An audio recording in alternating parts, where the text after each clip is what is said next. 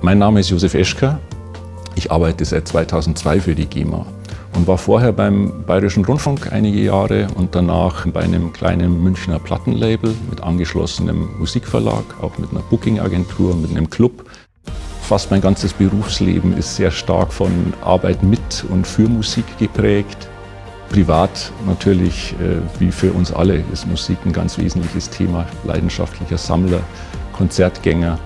Aktuell bin ich jetzt bei der GEMA dafür verantwortlich, mit meinem Team den Mitgliedern Fragen zu ihrer Online-Verteilung zu beantworten und hier Rede und Antwort zu stehen.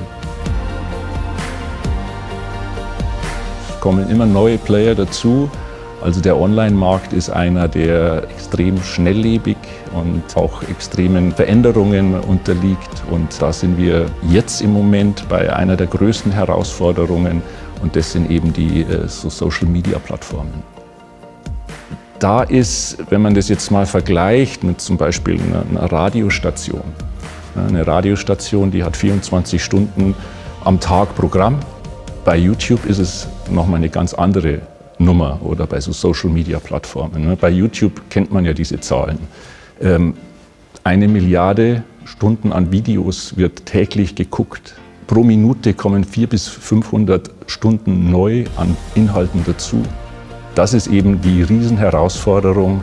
Der hat sich die GEMA gestellt und 2018 hat sich die Mitgliederversammlung mit großer Mehrheit für ein sogenanntes duales Verteilungsmodell entschieden.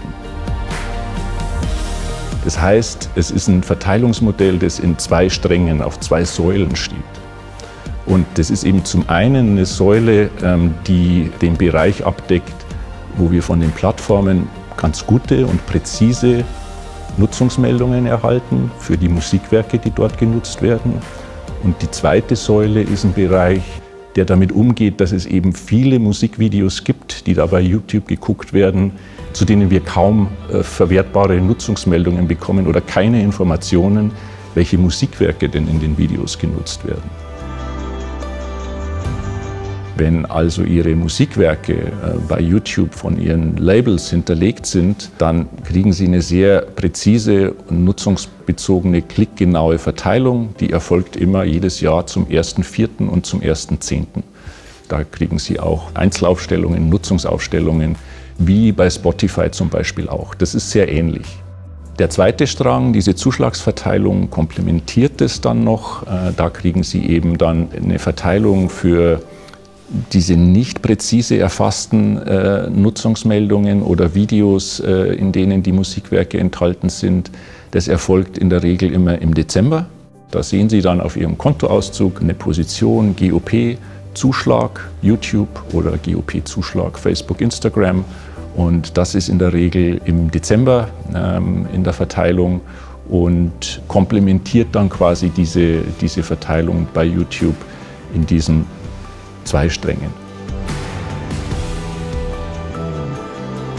Wenn jemand Ihr Werk in seinem privaten Video nutzt und das von YouTube nicht erkannt wird, dann findet vielleicht Ihr Werk auch bei Spotify statt. Es gibt Spotify-Abrufe, findet vielleicht mal im Radio statt oder im Fernsehen oder in der Diskothekenverteilung. Und das ist quasi so diese Referenz, die wir da ziehen. Und ich glaube, das ist auch weltweit einzigartig, was die GEMA hier macht, eben diese Breite zu bedienen und nicht nur die Verteilung hier auf professionellen Musikvideos, die es bei YouTube natürlich auch gibt, zu beschränken. Wir werden auf alle Fälle weiter arbeiten, um auf der einen Seite möglichst gute Vergütung für unsere Mitglieder zu erhalten, möglichst hohe Lizenzzahlungen von den DSPs zu erreichen und auf der anderen Seite eben auch eine möglichst präzise Verteilung zu gewährleisten, in dem Rahmen, in dem das eben auf so einer Social-Media-Plattform dann letztendlich auch möglich ist.